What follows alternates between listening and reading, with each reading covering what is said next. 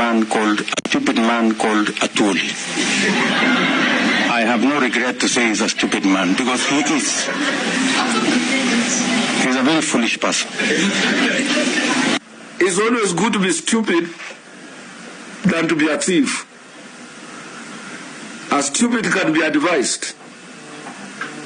A thief steals from the mother. So who is better? Now bado. Shanzi sana. The anger between William Samoei Ruto with me is that I stopped him from stealing at NSSF. Simbo. Sasa Mungu ni nani? Si mimi nimekuwa rais. My friend, sikuchelewa 2 weeks nikaita Atwoli hebu kuja.